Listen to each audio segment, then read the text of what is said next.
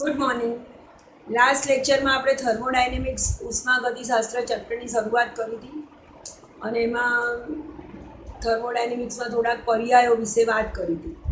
એમાં પહેલો પર્યાય આપણે પ્રણાલી, પર્યાવરણ અને હદરેખા એની વાત કરી હતી. પ્રણાલીના પ્રકાર, ખુલ્લી પ્રણાલી, બંધ પ્રણાલી અને નિરાળી પ્રણાલી એના વિશે જોયું હતું.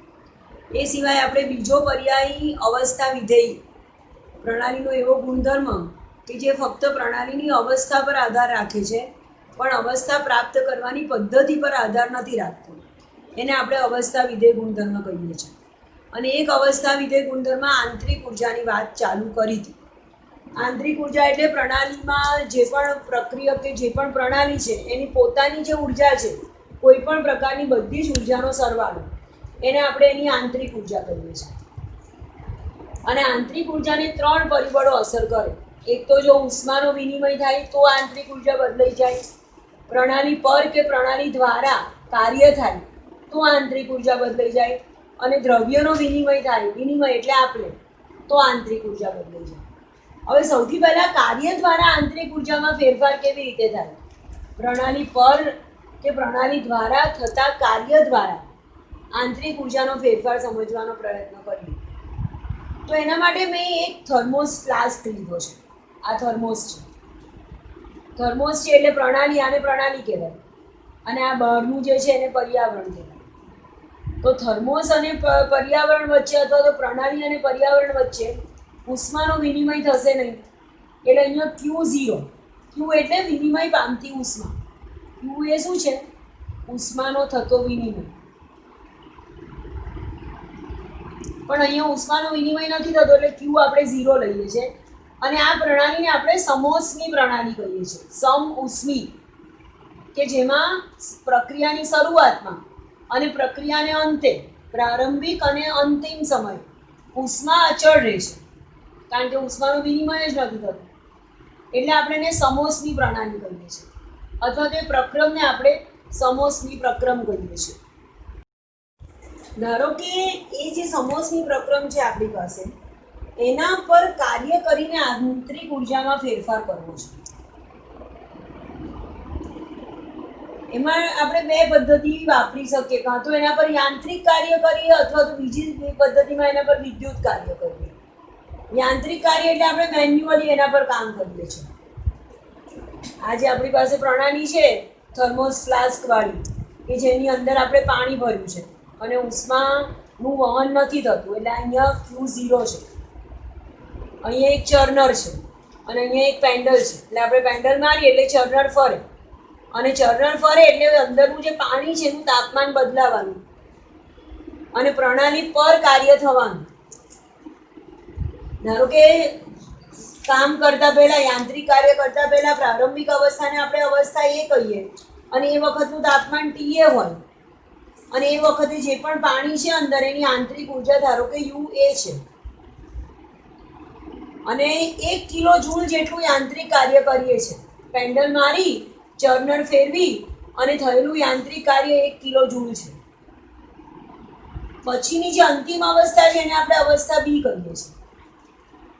તો સ્વાભાવિક એનું તાપમાન TA માંથી વધીને TB થવાનું, TB ગ્રેટર ધેન TA, અને બે અવસ્થા વચ્ચે તાપમાનનો તફાવત ડેલ્ટા T એ TB માઇનસ TA જેટલો થવાનો. પણ તાપમાનમાં ફેરફાર થયો એનો મતલબ કે પ્રણાલીની આંતરિક ઉર્જા પણ બદલાઈ જવાની. અવસ્થા એમાં એની આંતરિક ઉર્જા UA હતી અને તાપમાન બદલાઈ ગયું એટલે હવે પ્રણાલીની આંતરિક ઉર્જા UB થઈ ગઈ. પ્રણાલીની આંતરિક ઉર્જા એ તાપમાન પર આધાર રાખે. આપણી પાસે એક અવસ્થામાં પાણી બરફ તરીકે છે અને બીજી અવસ્થામાં પાણી વરાળ તરીકે છે. તો આ અવસ્થાનું તાપમાન વધ્યું તો અવસ્થા 2 માં પાણીમાંથી વરાળ બન્યું. તાપમાન બદલાય એટલે આંતરિક ઉર્જા બદલાઈ જાય. તો અહીંયા પણ તાપમાન બદલાયું એટલે આંતરિક ઉર્જા બદલાઈ જવાની. અને નવી અવસ્થા B માં જે આંતરિક ઉર્જા મળે છે એને આપણે UB કહીએ છીએ. તો ડેલ્ટા U એટલે બે અવસ્થા વચ્ચે આંતરિક ઉર્જાનો તફાવત ડેલ્ટા U આપણને UB માઇનસ UA જેટલું મળશે. હવે બીજી એક પદ્ધતિથી આપણે પ્રણાલી પર કાર્ય કરીને આંતરિક ઉર્જામાં ફેરફાર કરી જોઈએ. પહેલાં આપણે યાંત્રિક કાર્ય કર્યું, હવે ધારો કે વિદ્યુત કાર્ય કરીએ છીએ. એનું એ જ થર્મોસ ફ્લાસ્ક છે, એમાં એટલું જ પાણી ભરેલું છે, તાપમાન શરૂઆતનું ટીએ એનું એ જ છે. અને ડૂબાડેલા સળિયાની મદદથી જો વિદ્યુત કાર્ય કરીએ છીએ 1 કિલો જૂલ જેટલું, તો પણ નવી અવસ્થામાં તાપમાન ટીએ હતું શરૂઆતનું, એ અવસ્થા 2 માં બદલાઈને ટીબી થઈ જાય છે. અને આંતરિક ઉર્જા જે શરૂઆતની યુએ હતી એ બદલાઈને યુબી થઈ જાય છે. એટલે 1 કિલો જૂલ જેટલું યાંત્રિક કાર્ય કર્યું હતું, તો પણ તાપમાનનો તફાવત ડેલ્ટા ટી ટીબી માઇનસ ટીએ જેટલો જ મળે હતો. અને એટલું જ વિદ્યુત કાર્ય કરીએ છીએ તો પણ તાપમાનનો તફાવત એટલો જ સરખો જ મળે છે. અને તાપમાનનો તફાવત સરખો મળે છે એટલે આંતરિક ઉર્જાનો તફાવત પણ યુબી માઇનસ યુએ જેટલો બંને પરિસ્થિતિમાં, બંને પદ્ધતિમાં સરખો જ મળે છે. એનો મતલબ કે પ્રણાલીની આંતરિક ઉર્જાનો તફાવત ડેલ્ટા યુ એ પ્રણાલીની અવસ્થા પ્રાપ્ત કરવાની પદ્ધતિ પર આધાર રાખતો નથી. એ યાંત્રિક રીતે કાર્ય કરીને અવસ્થા 2 પ્રાપ્ત કરી કે વિદ્યુતીય કાર્ય કરીને અવસ્થા 2 પ્રાપ્ત કરી, એના પર આ નિપજ ડેલ્ટા યુનો જે ફેરફાર આવ્યો એ આધાર રાખતો નથી. એ ફક્ત પ્રારંભિક અને અંતિમ અવસ્થા પર જ આધાર રાખે છે. પ્રારંભિક અવસ્થામાં તાપમાન કેટલું હતું? ટીએ. અંતિમ અવસ્થામાં તાપમાન કેટલું થયું? ટીબી. તો આ 2 અવસ્થાને આધારે જ ડેલ્ટા યુ આધાર રાખે છે. એટલે આંતરિક ઉર્જા એ પ્રણાલીનો અવસ્થા વિધેય ગુણધર્મ છે એવું સાબિત કરી શકાય.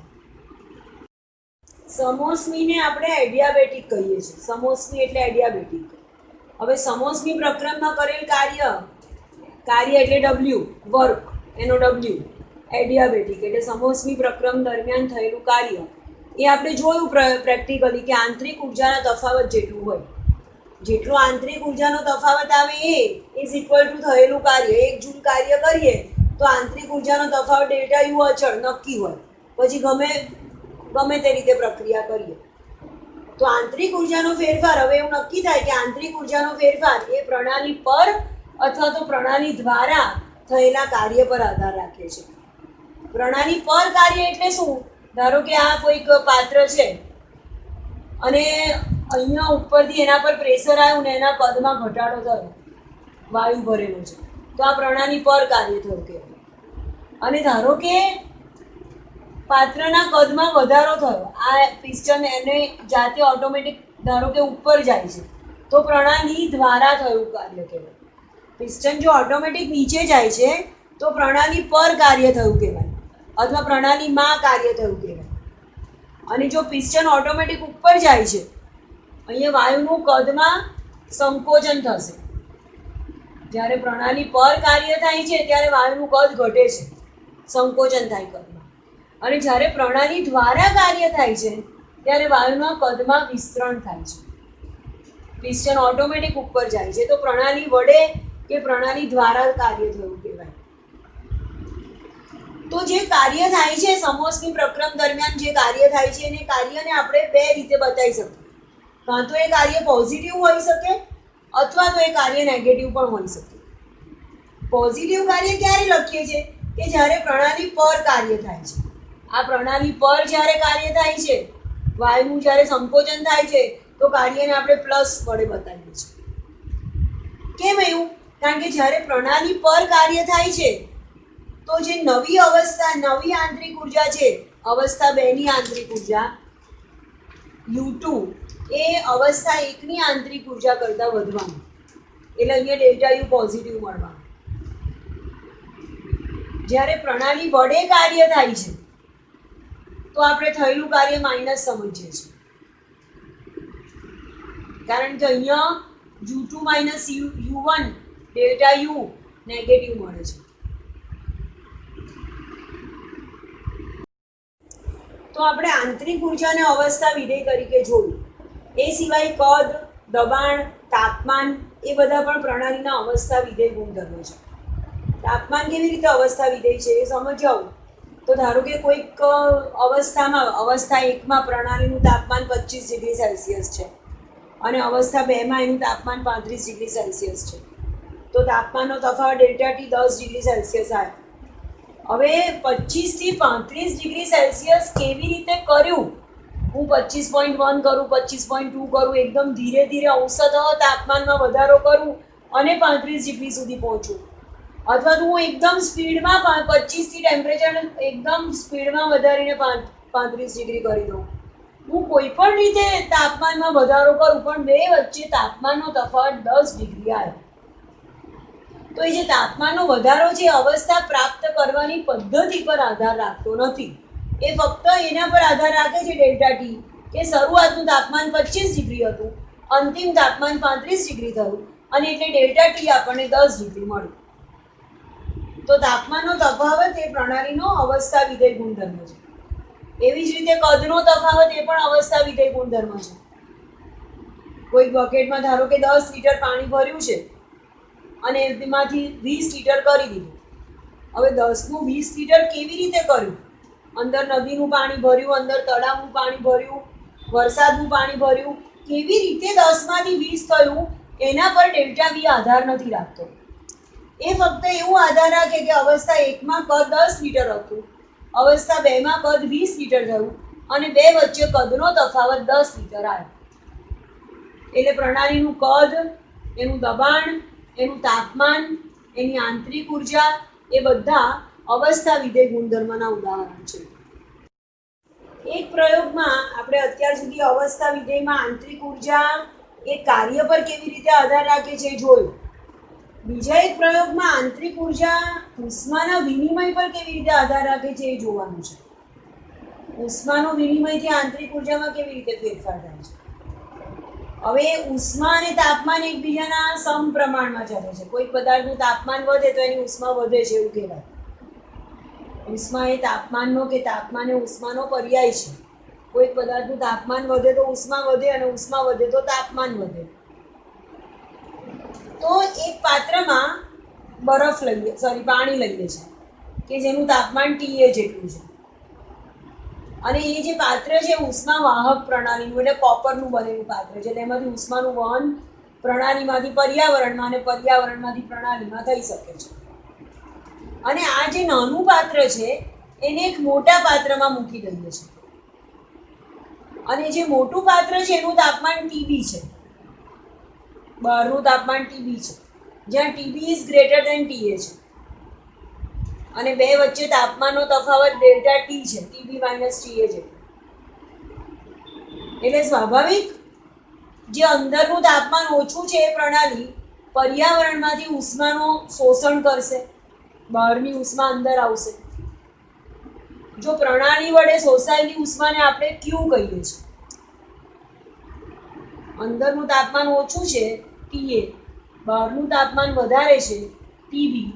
TB minus TA delta T જેટલો બે વચ્ચે તાપમાનનો તફાવત છે. તો જે તરફ ઓછું તાપમાન છે એ પ્રણાલી ઉષ્માનું શોષણ કરશે, કારણ કે તાપમાન અને ઉષ્મા એકબીજાના સમપ્રમાણમાં છે. એટલે આ પ્રણાલી પર્યાવરણમાંથી ઉષ્માનું શોષણ કરે છે. જે પણ ઉષ્માનું શોષણ થાય છે એને આપણે ક્યુ કહીએ છીએ. ક્યુ જેટલી ઉષ્માનું શોષણ થાય છે. તો હું લખી શકું ડેલ્ટા ટી અને ક્યુ તો સમપ્રમાણમાં છે, એટલે જેટલો તાપમાનનો તફાવત હશે એટલું પ્રણાલી દ્વારા ઉષ્માનું શોષણ થશે, એટલે ડેલ્ટા ટી બરાબર ક્યુ. પણ આપણે જોઈ ગયા કે જેટલો તાપમાનનો તફાવત હોય એટલો જ આંતરિક ઉર્જાનો તફાવત આવે. એટલે ડેલ્ટા યુ કેટલો હોય? ડેલ્ટા ટી જેટલો. પણ ડેલ્ટા ટી તો ક્યુ જેટલું છે, એટલે લખી શકું delta u is equal to q. અને ક્યુ એ પ્રક્રિયા દરમિયાન થયેલો ઉષ્માનો ફેરફાર છે. એટલે જેટલો ઉષ્માનો વિનિમય થાય એટલો પ્રક્રિયા દરમિયાન આંતરિક ઉર્જા ડેલ્ટા યુમાં ફેરફાર થાય. એટલે પ્રણાલીની આંતરિક ઉર્જા એ જેવી રીતે કાર્ય પર આધાર રાખે છે એવી રીતે ઉષ્માના વિનિમય પર પણ આધાર રાખે છે એવું સાબિત કરી શકાય. હવે એક વખત આપણે આંતરિક ઉર્જાનો ફેરફાર કાર્ય અને ઉષ્મા બંનેની હેરફેર દ્વારા જો કરીએ, કાર્યમાં પણ ફેરફાર કર્યો અને ઉષ્મામાં પણ ફેરફાર કર્યો, તો ડેલ્ટા યુ બરાબર લખી શકીએ ક્યુ પ્લસ ડબલ્યુ. જ્યારે ફક્ત ઉષ્મામાં ફેરફાર કર્યો તો લખ્યું હતું delta u is equal to q. જ્યારે ફક્ત કાર્યમાં ફેરફાર કરીને આંતરિક ઉર્જામાં ફેરફાર કર્યો તો લખ્યું હતું ડેલ્ટા યુ બરાબર ડબલ્યુ. હવે જો ક્યુ અને ડબલ્યુ બંનેમાં ફેરફાર કરું છું તો લખીશ delta u is equal to Q plus W. આને ઉષ્માગતિશાસ્ત્રના પ્રથમ નિયમનું ગાણિતીય સ્વરૂપ કહેવાય. ઉષ્માગતિશાસ્ત્રના કુલ 4 નિયમો છે. શૂન્ય નિયમ, પ્રથમ નિયમ, બીજો નિયમ અને ત્રીજો નિયમ. આ પ્રથમ નિયમ જે છે એ એનું ગાણિતીય સ્વરૂપ delta u is equal to Q plus W. હવે ધારો કે ક્યુ 0 છે, ડબલ્યુ 0 છે, તો ડેલ્ટા યુ પણ 0 થશે. પણ ક્યુ 0 અને ડબલ્યુ 0 એ તો નિરાળી પ્રણાલી થઈ ગઈ. એટલે ઉષ્માગતિશાસ્ત્રનો પ્રથમ નિયમ આપણે લખી શકીએ કે નિરાળી પ્રણાલીની ઉર્જા હંમેશા અચળ રહે છે. અથવા તો ઉષ્માગતિશાસ્ત્રના પ્રથમ નિયમને આપણે ઉર્જા સંચયના નિયમ તરીકે પણ નિવેદિત કરી શકીએ. ઉર્જા સંચયનો નિયમ શું કહે છે કે ઉર્જાનો નાશ કે સર્જન શક્ય નથી. ફક્ત એક સ્વરૂપમાંથી બીજા સ્વરૂપમાં એનું રૂપાંતરણ થઈ શકે, પણ એનો નાશ કે એનું સર્જન ના થાય. અને નિરાળી પ્રણાલીની ઉર્જા હંમેશા અચળ રહે છે. તો અહીંયા આપણે થર્મોડાયનેમિક્સના જે પર્યાય શીખવાના છે એમાંનું એક આપણે પ્રણાલી, પર્યાવરણ અને અધરેખા શીખ્યા, અને બીજો પર્યાય અવસ્થા વિધેય પણ અહીંયા પૂરો થયો. હવે આપણે જે શીખ્યા અવસ્થા વિધેય ગુણધર્મમાં આંતરિક ઉર્જા, અને આપણે એવું જોયું કે કાર્ય દ્વારા આંતરિક ઉર્જામાં ફેરફાર કરી શકાય. એનો વ્યવહારમાં ઉપયોગ કેવી રીતે થાય એના વિશે થોડુંક સમજીએ. તો કાર્ય 2 પ્રકારના હોઈ શકે. એકને યાંત્રિક કાર્ય કહેવાય અને એકને વિદ્યુત કાર્ય કહેવાય.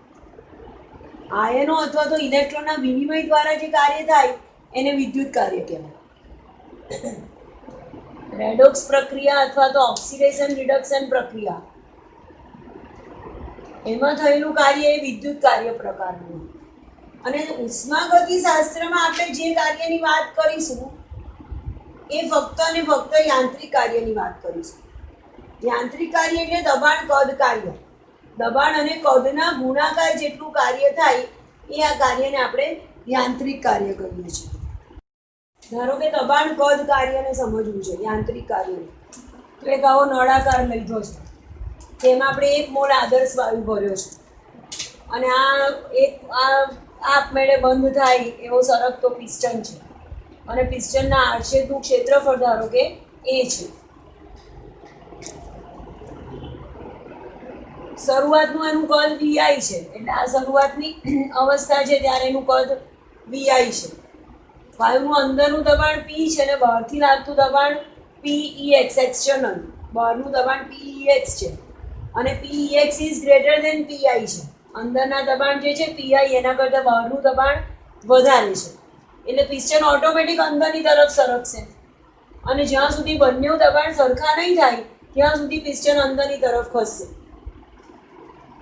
ધારો કે અહીંયા આવીને પિસ્ટન અટકી જાય છે, તો આ જે અંતિમ કદ મળે છે આપણને એ વીએફ છે અને શરૂઆતનું કદ વીઆઈ હતું. તો આ જે અંતર અહીંયા હતું પિસ્ટન અને ત્યાંથી અહીંયા આવ્યું, તો એલ જેટલું અંતર ધારો કે આ પિસ્ટન ખસે છે. કદમાં થતો ફેરફાર અહીંયા ડેલ્ટા વી એટલે વીએફ માઇનસ વીઆઈ જેટલો કદમાં ફેરફાર થશે જ્યારે પિસ્ટન એલ અંદર ખસશે ત્યારે. કદ એટલે લંબાઈ ગુણ્યા પહોળાઈ ગુણ્યા ઊંચાઈ, પણ પિસ્ટનના આડછેદનું ક્ષેત્રફળ એ છે, તો હું લખી શકું કદ બરાબર જેટલું અંતર પિસ્ટને કાપ્યું એટલું અંતર એલ ઇન્ટુ આડછેદનું ક્ષેત્રફળ એ. એલ ઇન્ટુ એને આપણે ડેલ્ટા વી કહીશું. હવે એકમ ક્ષેત્રફળ પર લાગતું બળ એને દબાણ કહીએ, એટલે પિસ્ટન પર લાગતું બળ બરાબર દબાણ ગુણ્યા ક્ષેત્રફળ. એના પર લાગતું દબાણ પી એક્સટર્નલ અને આડછેદનું ક્ષેત્રફળ એ, તો પીઈએક્સ ઇન્ટુ એને આપણે પિસ્ટન પર લાગતું બળ કહીએ છીએ. ધારો કે પિસ્ટન જે ખસે છે અંદરની તરફ એનાથી પ્રણાલી પર થયેલું કાર્ય ડબલ્યુ હોય, તો થયેલું કાર્ય ડબલ્યુ બરાબર બળ ગુણ્યા અંતર. બળ પીઈએક્સ ઇન્ટુ એ જેટલું છે અને ખસેલું અંતર પિસ્ટન દ્વારા કપાતું અંતર એલ છે, તો પીઈએક્સ ઇન્ટુ એ ઇન્ટુ એલ એને થયેલું કાર્ય ડબલ્યુ કહીશું. એ ઇન્ટુ એલ એને તો આપણે ડેલ્ટા વી કહીએ છીએ. એ ઇન્ટુ એલ એને તો ડેલ્ટા વી કહીએ છીએ, તો લખીશું PEX into delta V is equal to W. પણ આ ઋણ સંજ્ઞા કેમ મૂકીએ છીએ? તો આપણી પાસે VF is equal to delta V is equal to VF minus VI છે, અને આપણે જોયું કે પ્રણાલીમાં પિસ્ટન અંદરની તરફ ખસે છે, એટલે વીએફ ફાઇનલ જે કદ છે ઓછું છે, અને વી ઇનિશિયલ જે છે એ વધારે છે, એટલે વીએફ નું કદ ઓછું છે અને વીઆઈ વધારે છે, એટલે આપણને ડેલ્ટા વી ની વેલ્યુ નેગેટિવ મળે. અને જો ડેલ્ટા વી નેગેટિવ મળે તો અહીંયા ડબલ્યુ બળ ગુણ્યા અંતર એ પણ નેગેટિવ મળે. અહીંયા આપણે પ્રણાલી પર થતા કાર્યની વાત કરીએ છીએ, અને આના આગળ આપણે જોઈ ગયા કે પ્રણાલિકાગત એવી છે, નિયમ પ્રમાણે જો પ્રણાલી પર કાર્ય થતું હોય તો આપણે ડબલ્યુ પોઝિટિવ લેવો પડે, અને અહીંયા તો ડબલ્યુ નેગેટિવ આવે છે, એટલે એ ડબલ્યુ ને પોઝિટિવ કરવા માટે આપણે એને માઇનસ વડે ગુણીએ છીએ. એટલે માઇનસ વડે ગુણવાથી માઇનસ માઇનસ પ્લસ થઈ જાય અને ડબલ્યુ પોઝિટિવ આવી જાય, અને નિયમ પ્રમાણે જે પ્રણાલી પર કાર્ય કરવા માટે જે પ્લસ સાઇન આવી જોઈએ એ આવી જાય. તો આવી રીતે આપણે પ્રણાલી પર થતું યાંત્રિક કાર્ય આવી ગણતરી કરીને સમજી શકીએ અને એની ગણતરી કરી શકીએ. નેક્સ્ટ લેક્ચરમાં આપણે જે બીજા પર્યાયો વિશે શીખવાનું છે થર્મોડાયનેમિક્સના, એની વાત કરીશું. Thank you.